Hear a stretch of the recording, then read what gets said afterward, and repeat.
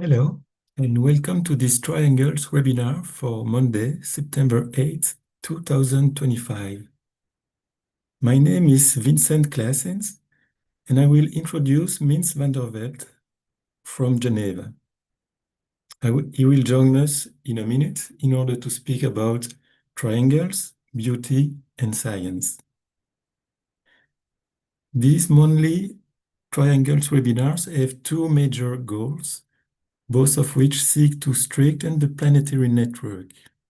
First, to have a space where existing triangles members can work together in a meditative visualization in support of the triangles network, and to hear reflections and share ideas about world service through the power of thought from different triangles co-workers.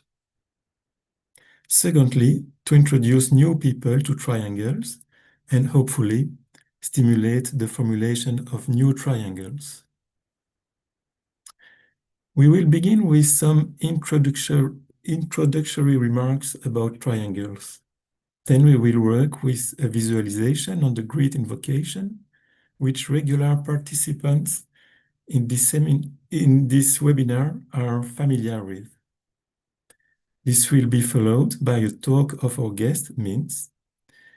We will conclude with a triangles meditation with a view to energizing the planetary network of triangles. It's always relevant to reflect about the triangles so that our daily meditation remains vibrant. The triangles network is made up of individuals around the planet who come from different spiritual backgrounds and share a common belief in the powerful role that meditation and invocation can bring light to new values, which can guide humanity to a better world. A better world is not a dream, not a utopian fantasy, but a world founded on right human relationships. The name triangles is significant at many levels. After all, the triangle, the three as one, is one of the most fundamental symbols in the major spiritual traditions. Let's think, for instance, to the Christian Trinity, the Hinduist Trimurti, or the Buddhist Triad. The triangles network consists of groups of three people who agree to link in talks every day, visualizing themselves as a triangle of light, and together invoking energies of light and goodwill by sounding the grid invocation. That does not mean that the co-workers have to meditate at the same time. They can choose the moment of the day according to the local time that suits them. So there is no need for the 3 points in the triangle to link up at the same time or to be physically together. Each triangle is part of the global network of triangles. The network has been built over many decades and can be seen as a strong, potent structure in the etheric body of the humanity and the planets, through which spiritual energies flow into the consciousness of humanity to touch all those hearts and minds that are open to spiritual stimulation. Allow me to share some thoughts about the present situation and the work of triangles. Today, the human beings live in a state of tension. For most of them, it is a negative tension created by emotional troubles. Indeed, the current world situation is full of conflicts. Extreme points of view often seem irreconcilable. This can be seen at the international level. Nationalistic perspectives prevent cordial understanding and sufficient political stability to bring about international unity. At the individual level, too, opinions clash so violently that social networks resemble a battlefield rather than a platform for sharing ideas or creating inclusive projects. In short, we need to find the point of reconciliation that leads to synthesis, which is possible at a higher level than that of conflicts. If we look at the base of a triangle, the point of reconciliation lies in the middle of the baseline. From this point, a path rises to the apex of the triangle, where the point of synthesis remains. Three obstacles prevent us from reaching the middle path that leads to synthesis: fear, hatred, and selfishness. Spiritual light and goodwill, transmitted through the global network of triangles, are the best antidotes to those three poisons. Faced with enormous global problems and challenges, we sometimes feel powerless. We would all like to act, but we tell ourselves that individually our action will be ineffective. However, when we perform the triangles meditation every day, we are acting not only with a whole network of thousands of collaborators, but also with the power and the light of the spiritual hierarchy. The triangles network is the interface between the material world, where all human problems and issues arise, and the spiritual world, where creative and lasting solutions are emerging. Through the power of our concentrated, enlightened thoughts, we strengthen this network and encourage the emergence of a better world where right human relations reign, and the birth of a responsible and creative humanity facing global problems. When we look at the world situation through the media, TV, press, or internet, we can become pessimistic because they always draw a dramatic picture of the world focusing on the worst and the sensational news. All that stuff conveys and highlights a bad image of human being. But what if it isn't true? What if this image was not compliant with the very nature of human beings? According to the American Psychology Association Dictionary, negativity bias refers to the tendency of people to give disproportionate weight and consideration to negative information and events. Generally speaking, negative elements make a greater impression on the mind than positive ones. In his book, Humankind, A Hopeful History, international bestseller, Roger Berkman, a Dutch and journalist, provides new perspective on the past of human history. Contrary to what the philosopher Hobbes and the psychoanalyst Freud said, the characteristic of our basic psychological nature is kindness. We tend to cooperation rather than competition, and we are more inclined to trust rather than distrust one another. Breckman shows us that believing in human generosity and collaboration isn't merely optimistic, it's realistic. It has huge implications for how society functions. When we think the worst of people, it brings out the worst in our politics and economics. But if we believe in the reality of humanity's kindness and altruism, it will form the foundation for achieving true change in society. These changes are already underway, and that is precisely what the media don't show us in the right proportion. If the human nature is better than we thought, we could be more optimistic and cultivate hope. That was the keyword of the last World Goodwill newsletter. And I would like to quote a passage inspired by the words of the visionary leader Václav Havel.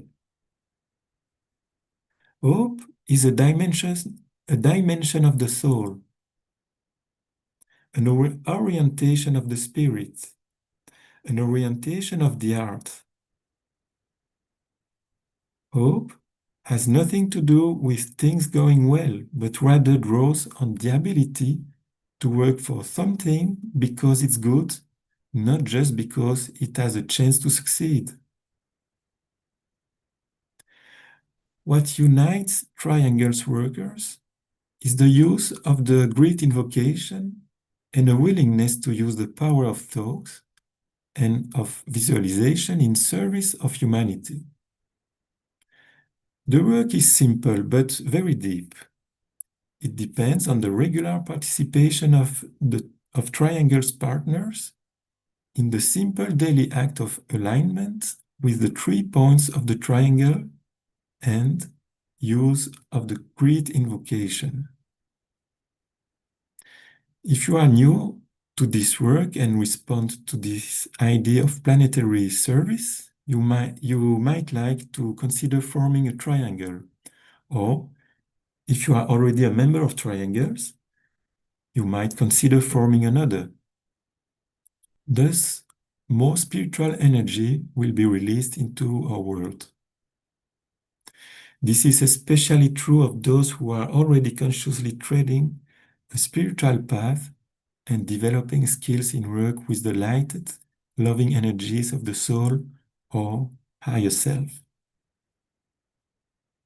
There is further information on the Triangle's website, www.triangles.org, about how to form a triangle, including a section where you can form a triangle online by entering your details and inviting others to contact you to form a triangle. We will now go into our visualization, reflection on the great invocation.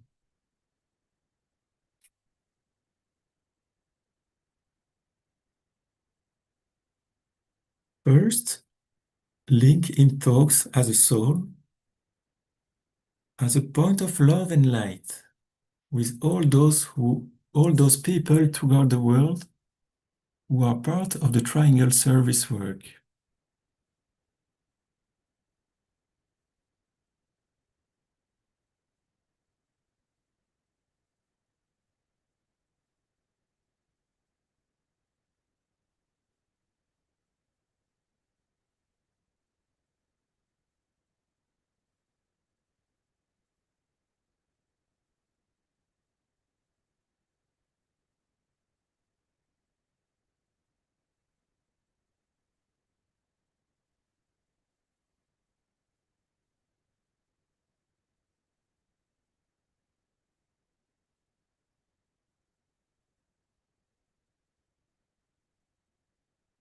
Then visualize the world situation as best as you can and see people everywhere glooming with a dim light and, here and there, points of brighter light where men and women of spiritual intention and of loving heart are working for their fellow human beings.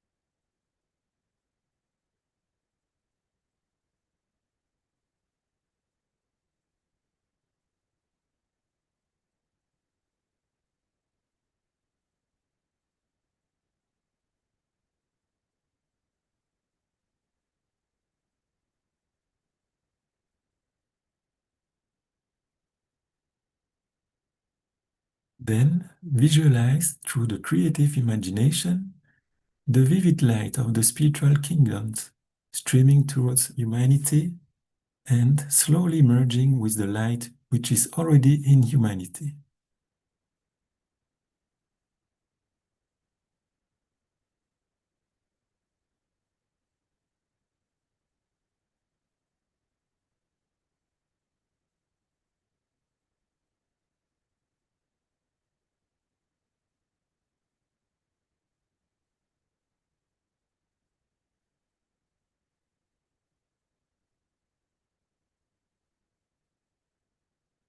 Then we can say together the first stanza of the great invocation. From the point of light within the mind of God, let light stream forth into human minds.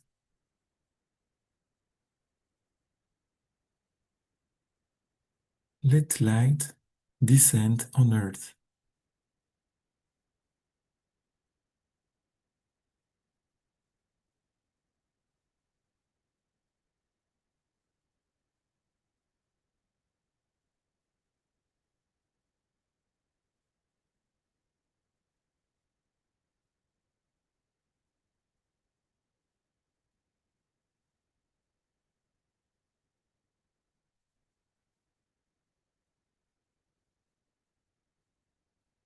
Then ponder upon the reappearance of the coming world teacher. Realize that no matter by what name he may be called in the many world religions, he is still the same great identity. Reflect and speculate upon the possible results of his appearance.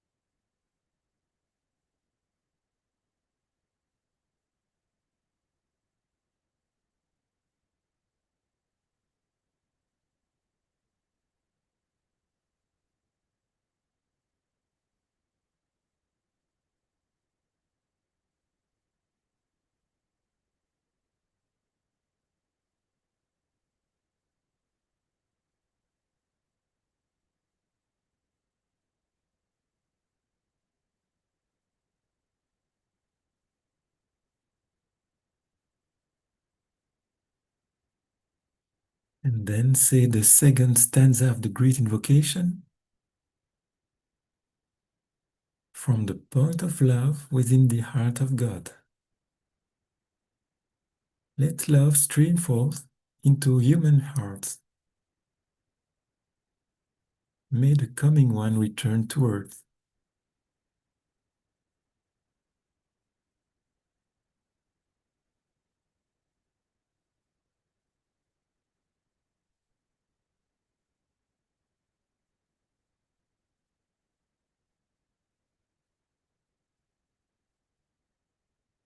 Endeavor to concentrate your fixed intention to serve and to spread love in your surroundings, and realize that insofar as you can do these things, you are attempting to blend your personal will with the divine will.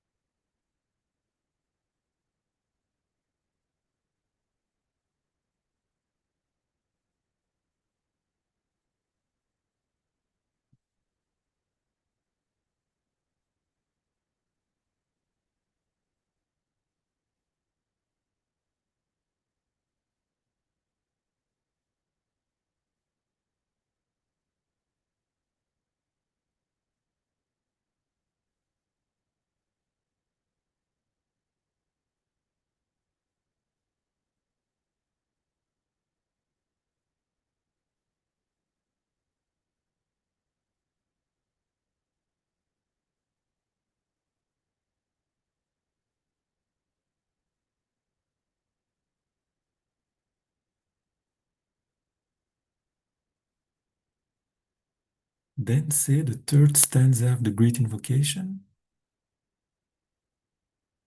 From the center, where the will of God is known, let purpose guide all little human wills. The purpose which the masters know and serve.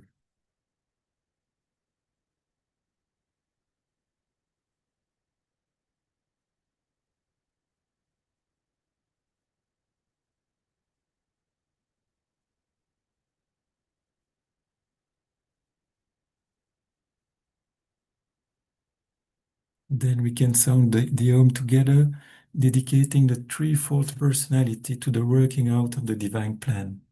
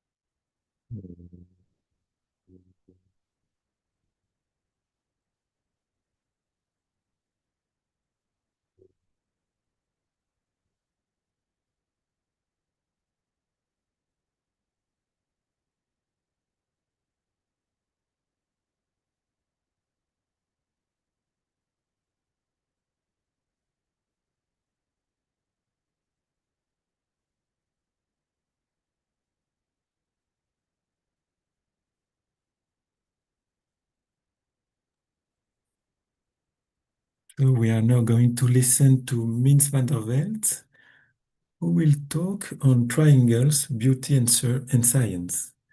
So you have the mic, Mins.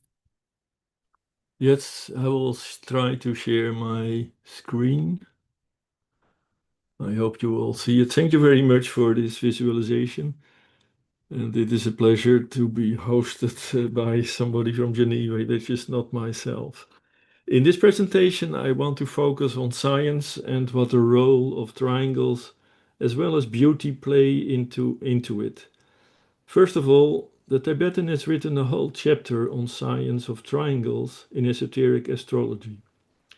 There and in many other places in the Blue Books, we are told about the scientific foundation of the triangles work most of us are doing on a daily basis. In many of the triangle webinars, parts of this teaching have been touched upon, and obviously this is not the primary focus of today's webinar. What I want to explore in this talk is why it is that three, or triplicity, is playing such an important role in our lives, whether we are aware of it or not. I also want to draw a parallel between science and art, both in the broadest sense of these terms. Please keep in mind that the Tibetan reminds us that not all artists are fourth ray individuals, and neither are all scientists necessarily fifth ray. Secondly, after I was a student in physics and mathematics in Amsterdam in the 60s of the last century, I've been inspired by a little booklet with the title By the Holy Tetractys, Symbol and Reality in Man and Universe, written by the theosophist Gordon Plummer in 1982. As Gordon Plummer was a teacher, he beautifully conveys a bridge between what are called the Platonic solids and the basics of theosophy. Very interesting reading, but out of print already for a long time. Unless you are ready to pay a few $100s by Amazon, you won't find it. Thus, I thought it a good idea to present a scan of it, which we will put in the chat. Although it goes perhaps a bit beyond the topic of triangles, we could dedicate a whole webinar to the thoughts explained in that booklet. I also want to talk upon the concept of beauty that is embedded to some extent in science and mathematics. I am aware that some mathematicians would say the beauty of mathematics is only revealed when you study mathematics long enough. I know that for most of you, math and physics were probably the most boring, if not terrible, moments of your high school period. So I will try, but I won't insist, to show that there is beauty in science and especially mathematics.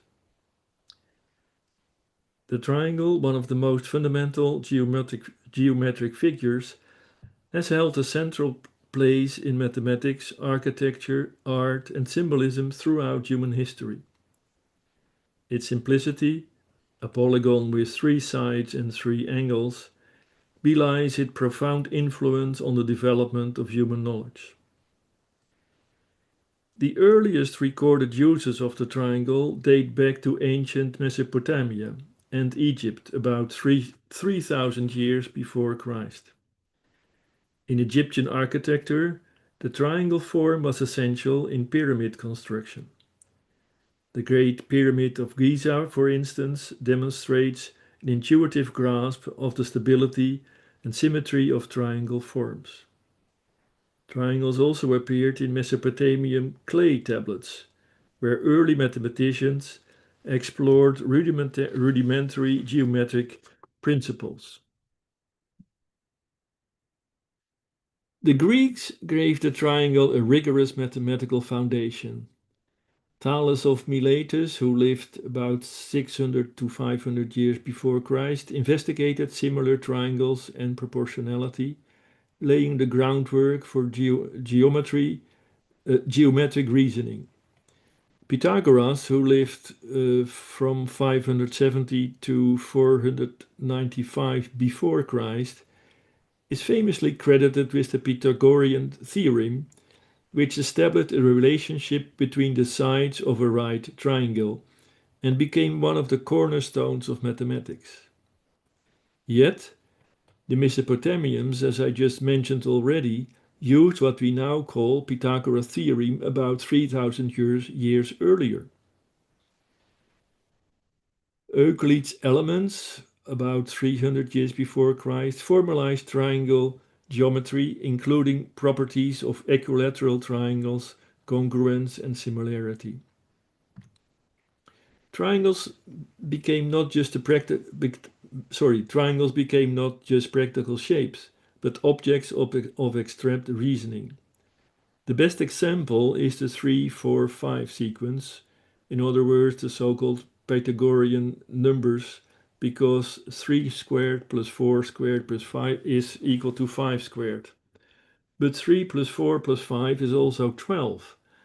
And this was already used by the Egyptians in their rope with 13 knots, that is to say, 12 segments of equal length, giving a very simple and yet clever way of constructing a 90 degrees rectangle, which of course they used in the construction of their pyramids. A bit later we have Claudius Ptolemy, who lived about 100 to 170 of the Christian era, who developed shore tables to study astronomical phenomena. And a bit later, in the Islamic Golden Age, the 8th till 14th centuries, scholars like al-Battani and al-Tusi expanded trigonometry into a systematic discipline, establishing the laws of sines and cosines, which you may remember or not from your college years. These advances transformed the triangle into a tool for navigation, astronomy, and engineering. It is thanks to the triangle that our discoverers could master the seas and oceans. In modern mathematics, triangles remain central. In physics, the idea of the triangle, or rather triplicity, plays a significant role. Before going into triangles itself, just a bit of more esoteric context, which for most of us is common ground. We are told in the blue books that the etheric vehicle of the planet, was inherited from a former solar system. It wasn't built from scratch. Remember that we are now living in the second solar system. The intersecting energies of the etheric body of the planet are at this time a network of squares. When the creative process is complete and evolution has done its work, these squares will become a network of triangles. We are thinking here of a very long time scale, and when we extend that time scale even further, we are told that the third solar system will start with an etheric vehicle built on triangles, which will then be resolved into a network of interlinked circles or of linked rings, indicating the fulfillment of interlocking relationships. That last and third system is the one in which the will of God will be worked out. As far as our system is concerned, the Tibetan hinted at the following picture. In this present system, the result of evolution, as far as the etheric body is concerned, will be the contact established between all 3 points of each triangle, making a ninefold contact and a ninefold flow of energy. By the time the destined numbers of disciples have taken the 9 possible initiations, this triangle formation of the planetary etheric body will be complete. In mathematics, especially the study of fractals, there are 2 remarkable patterns coming close to this triangulation. One is the so-called Koch curve, which you see here, named after the Swedish mathematician Helge von Koch. You start with a triangle, and by dividing each side of the triangle into 3 equal parts, smaller triangles occur. Another type of triangulation is described by the Polish mathematician Wacław Sierpiński, who described the so-called Sierpiński triangle in 1915. You start with one triangle and then subdivide it into 4 smaller ones and remove the central triangle and repeat that process, which you see here too. The triangle is the most elementary shape that encloses space. While geometrically simple, it is structurally rigid, symbolically rich, and mathematically deep. The triangle is both the simplest and one of the most profound shapes. Easy to draw, difficult to exhaust. Understanding the history of the triangle is, in part, understanding the evolution of mathematical thought itself. Across time, the triangle has served religious, artistic, architectural, and scientific purposes. Its recurrence in human culture and its foundational status in mathematics make it one of the most important shapes in human history. Finally, an animation showing another fractal relationship between squares and triangles.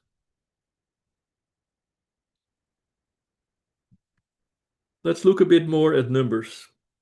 Pythagoras discovered that the complete system of mathematics could be constructed where geometric elements corresponded with numbers and where integers and their ratios were all that was necessary to establish an entire system of logic and truth. Can Pythagoras not really be credited for his so-called theorem? Also, this so-called Pythagoras triangle has deeper roots. H. Blavatsky reminds us in the first volume of The Secret Doctrine, and I quote, "From the very beginning of eons, in time and space in our round and globe, the mysteries of nature, at any rate those which it is lawful for our races to know, were recorded by the pupils of those same now invisible heavenly men, in geometrical figures and symbols. The keys thereto passed from one generation of wise men to the other. Some of the symbols, thus passed from the east to the west, were brought therefrom by Pythagoras, who was not the inventor of his famous triangle." The latter figure, along with the plane cube and circle, are more eloquent and scientific descriptions of the order of the evolution of the universe, spiritual and psychic, as well as physical, than volumes of descriptive cosmogonies and revealed Genesis. End of the quote. Let us focus a bit more on numbers in mathematics. We all know the natural or integer numbers, that's to say 1, 2, 3, 4, and 5, etc. We also know rational numbers, which are obtained by dividing one integer by another. For example, 3 divided by 4 is 0.775, etc. Yet there is also a class of so-called irrational numbers, which cannot be written as a ratio of integers. Although in principle there are many, there are three that stand out as they directly relate to our daily life. I will only shortly indicate them. The first one is pi, or also called the Archimedes constant. Its approximate value is 3.14, etc., as you see on the screen. As soon as we have to do with circles or circular forms, pi comes into the picture. Sorry, I have to click here. A simple graphical animation shows the relation of the circumference of a circle of a diameter of 1 and pi. I will try to show it again. If you unroll a circle with a diameter of 1, the circumference is equal to pi.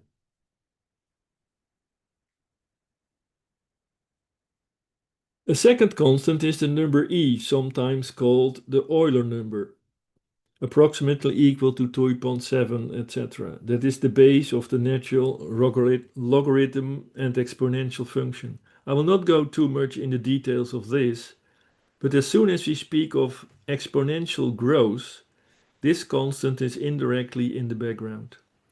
Exponential growth, as you see in this slide, starts slowly, but the further we go, the faster it will grow.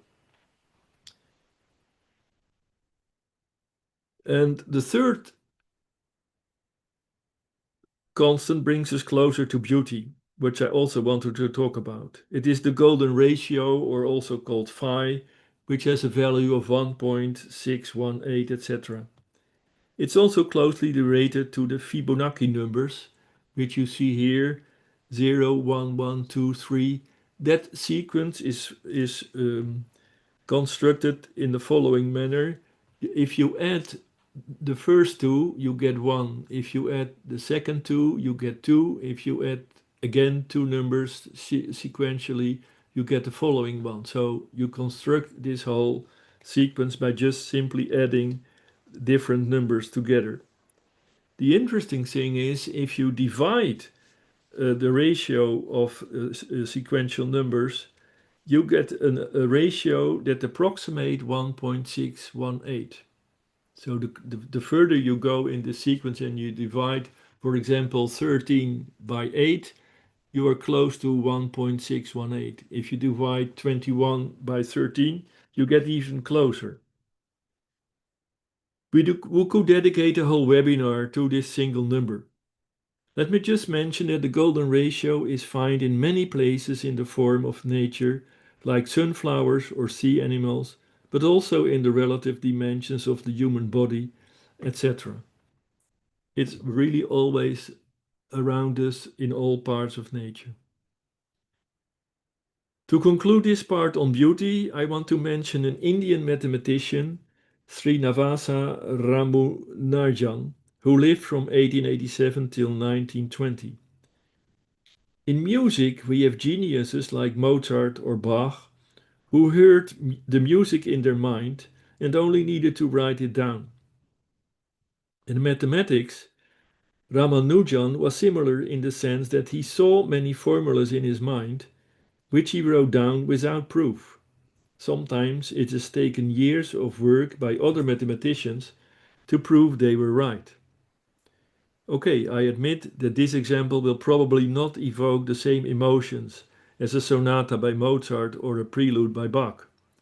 But for mathematicians, there is a certain beauty hidden in these formulas. To conclude, a few words about particle physics.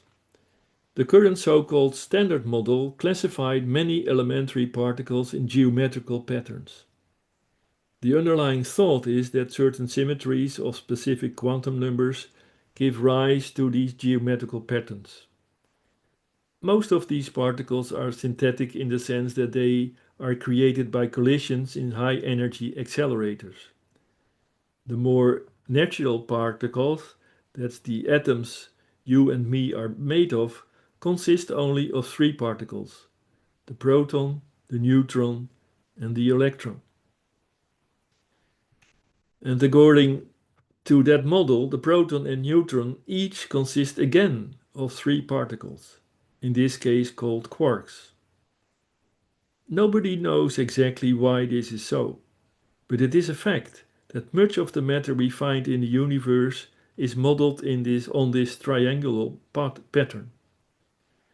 And that brings me back by the thought of H.P. Blavatsky that in the Pythagorean triangle, the triangle with 10 points, we find the uninterrupted series of genealogies from the first heavenly man to the terrestrial man, what we now would call a human being. So that whole evolution is governed by the tetractys or the triangle. Thank you for your attention. Thank you very much, Mins. There is so many things to say. I would like to talk more about the fractal images that are so amazing, so hypnotic in a way. But we lack of time, so I have only one question for you. Can we say that these geometric formulas are the basis of the sacred geometry? I mean, the geometry used in the design of religious structures. Yes, I would say if you talk about, for example, cathedrals or churches and things like that, that of course that brings us not only to the sacred geometry but also to what is called masonry, and in this case, operational masonry. Don't forget that many of the cathedrals and temples all over the world have been built not by ordinary architects, but they were really masons, and I would almost say master masons, and they knew very well the symbolism of what nowadays we call the more speculative masonry, but they knew it in the operational masonry, and they implemented a lot of the geometry into the cathedrals. And again, I would say you will see there especially this constant of phi, the golden ratio, which is not called the golden ratio by chance. It is really an expression of beauty, and many people won't notice it when they enter a cathedral, but once you're in it, you still experience the harmony and the beauty of the structure, which these master masons knew. Mhm. And maybe that's the reason why this kind of building lasts for centuries, and it's not the case for modern building. I mean, Yeah, I didn't want to say that, but I think I would agree. I mean, I know a few architects of today here in Geneva. I have regularly a coffee with one of them. It's the city architecture, and they are nice people, but I don't think that they have the knowledge which the architects of centuries ago, which they had. And even if the architects of today they would have the knowledge, it's not sure that by the constraints which our materialistic society or civilization imposes on them, that they will have the financial support to do it. There are exceptions, I think. Sometimes you read that there are really big temples still built nowadays, and Mhm. there it could be possible that they still implement some of these hidden type of knowledge into the architectural buildings. Mhm. Okay, means thank you very much. And we are now going to close the webinar with a meditation to energize the planetary network of triangles.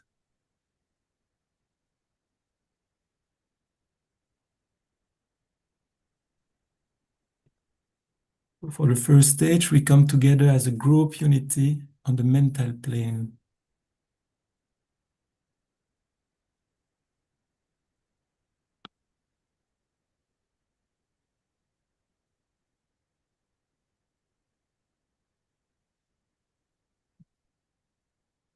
We identify as a soul with the world group functioning through three planetary centers, London, Geneva, and New York, as a triangle of light.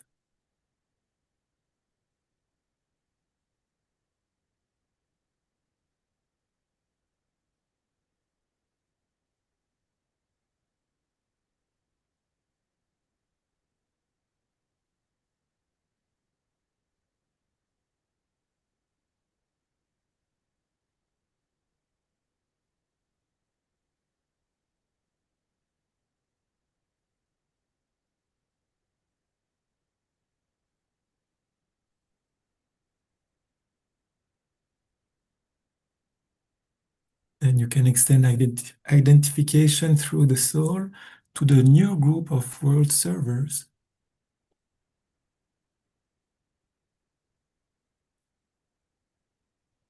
to the hierarchy,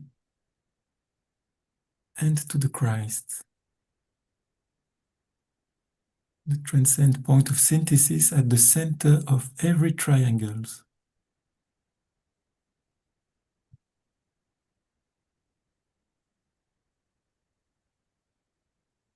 And finally, to the triangle of energy standing behind the Christ.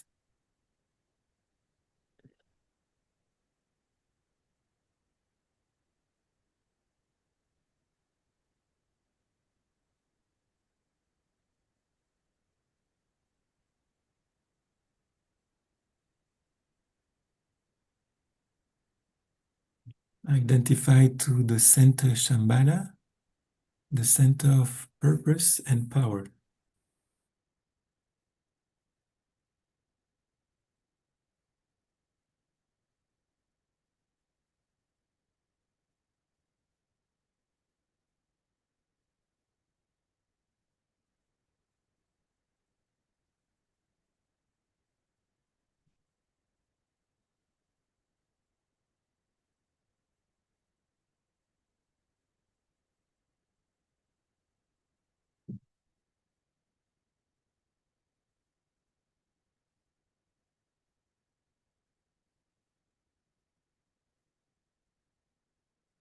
And during the stage 2, we recognize the synthesis of the three streams of cosmic energy within Shambhala, where the will of God is known, using the dedication in the center of the will of God I stand. Naught shall deflect my will from His. I implement that will by love. I turn towards the field of service. I, the triangle divine, work out that will within the square and serve my fellow men.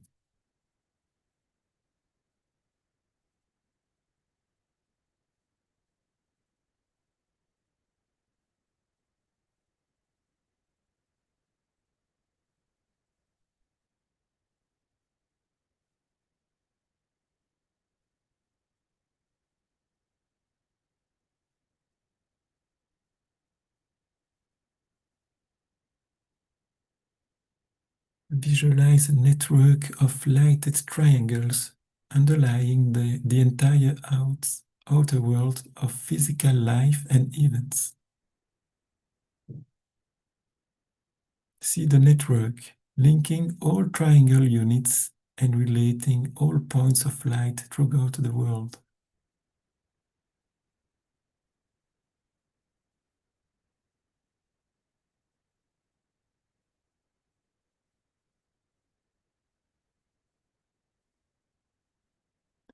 Relating the world of spiritual realities, the hierarchy, to the world of experience, humanity, and acting as a channel of distribution within humanity for the spiritual energies pouring through the hierarchy.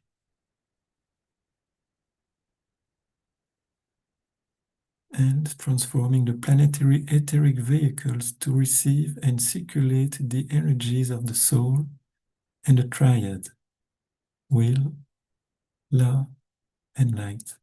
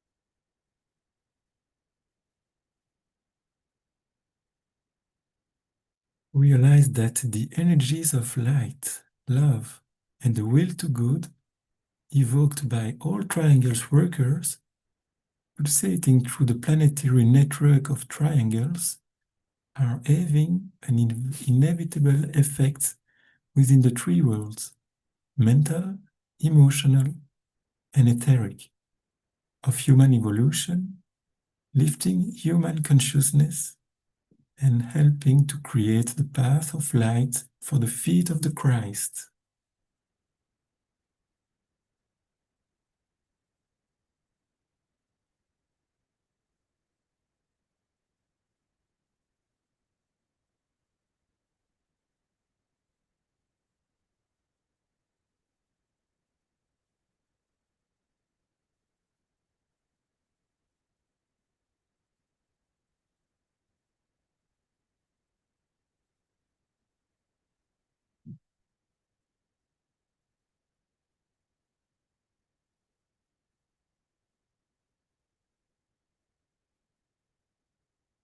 Reflect on the purpose, function, and right development of the triangles network as a hierarchical activity.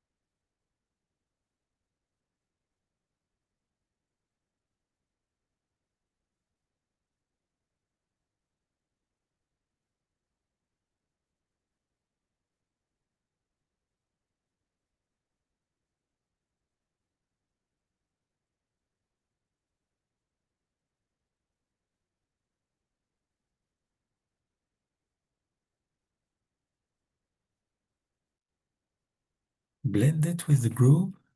Stand with positive intent as a station of radiant light within the network of light and goodwill.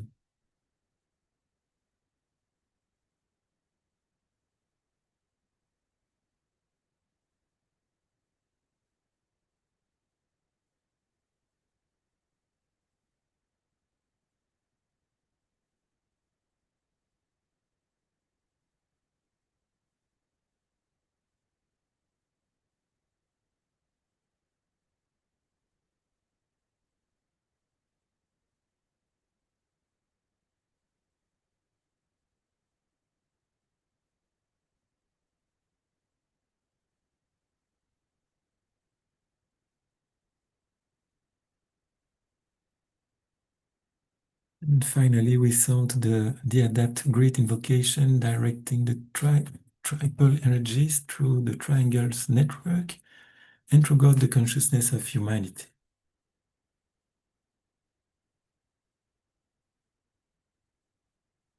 From the point of light within the mind of God, let light stream forth into human minds. Let light descend on earth.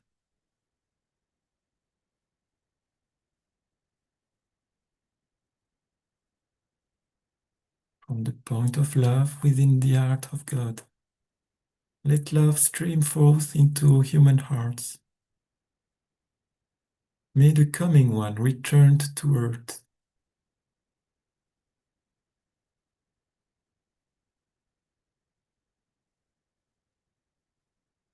From the center where the will of God is known, let purpose guide all little human wills. The purpose which the masters know and serve.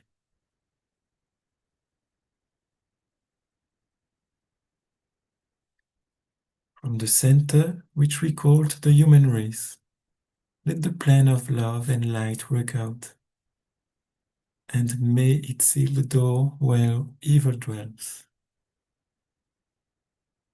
Let light and love and power restore the plan on earth.